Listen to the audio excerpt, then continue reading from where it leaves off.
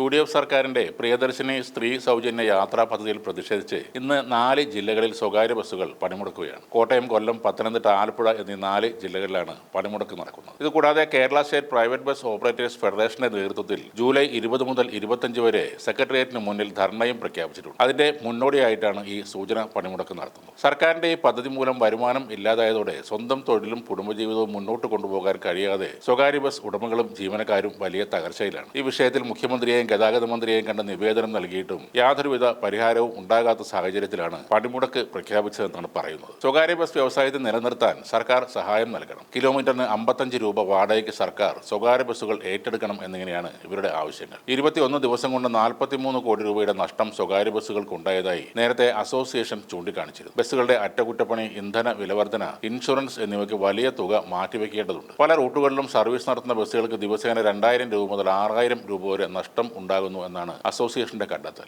ഇലക്ഷന് മുന്നേ സൗജന്യയാത്ര വാഗ്ദാനം ചെയ്തത് ഈ പ്രൈവറ്റ് ബസ് മുതലാളിമാരും തൊഴിലാളിമാരും കണ്ടിരുന്നില്ല എന്നാണ് തോന്നുന്നത്. ഗണേഷ് കുമാറിന്റെ തോൽവിയിൽ പടക്കം പൊട്ടിക്കാൻ നടന്നവർ ഇപ്പോൾ പണിമുടക്കും. സ്വകാര്യ ബസ് വ്യവസായം നശിച്ചു എന്നൊക്കെ ചിലർ വിലപിക്കുമ്പോൾ ഭൂരിഭാഗം നാട്ടുകാർക്കും അതിലൊരു സങ്കടവും തോന്നുന്നില്ല. കാരണം നമ്മുടെ സമൂഹത്തിനോട് യാതൊരു പ്രതിബദ്ധതയും ഇല്ലാത്ത സംസ്കാരശൂന്യരായ തൊഴിലാളികളാണ് പ്രൈവറ്റ് ബസ്സിൽ ഭൂരിഭാഗം. കുറച്ച് മര്യാദക്കാർ ഉണ്ടെന്നതും ശരിയാണ്. എന്നാൽ അവരെ കണ്ടുപിടിക്കാൻ വളരെ ബുദ്ധിമുട്ടുമാണ്. സ്വകാര്യ ബസ്സുകളിലെ മുതലാളിമാരുടെ ലാഭവും തൊഴിലാളികളുടെ ശമ്പളവും ഒക്കെ പൊതുജനങ്ങൾ ടിക്കറ്റ് എടുത്ത് യാത്ര ചെയ്താൽ മാത്രം കിട്ടുന്നതാണ്. എന്നാൽ ഇതേ പൊതുജനത്തോട് ശത്രുതാ മനോഭാവം വെച്ച് പുലർത്തുന്ന കണ്ടക്ടറും ഡ്രൈവറുമാണ് മിക്കവാറും ബസ്സുകളിലുള്ളത്. സ്കൂൾ വിദ്യാർത്ഥികളെ ബസ്സിൽ കയറ്റാതെ ഓടിച്ചു വിടുന്നതാണ് ഇവരുടെ ഒരു ഹോബി. അഥവാ ബസ്സിൽ കയറ്റിയാലും സീറ്റ് ഉണ്ടെങ്കിൽ പോലും ബാഗും തൂക്കി നിർത്തിക്കുന്നതാണ് മറ്റൊരു പരിപാടി. അതേപോലെ പഞ്ചിങ് ടൈം എന്ന് പറഞ്ഞുകൊണ്ട് മറ്റുള്ളവരുടെ ജീവൻ അപകടത്തിലാക്കുന്ന തരത്തിലുള്ള ഡ്രൈവിംഗ് ആണ് ഇവരുടേത്. അതിനിടെ പരസ്പരം റോഡിൽ കിടന്നുള്ള തല്ലുകൂടലും തെരുവിളിയും വേറെയും. ബസ്സുകൾ തമ്മിലുള്ള കൂട്ടിയിടിപ്പിക്കൽ വരെ ഈ സംസ്കാരശൂന്യർ നടത്താറുണ്ട്. മത്സരയോട്ടം, പിന്നിലൂടെ വന്ന് ഹോണടിച്ച് പേടിപ്പിക്കൽ, ട്രാഫിക് നിയമങ്ങളെ വെല്ലുവിളിച്ചുകൊണ്ട് ബ്ലോക്കിലൂടെ കുത്തിക്കയറ്റൽ,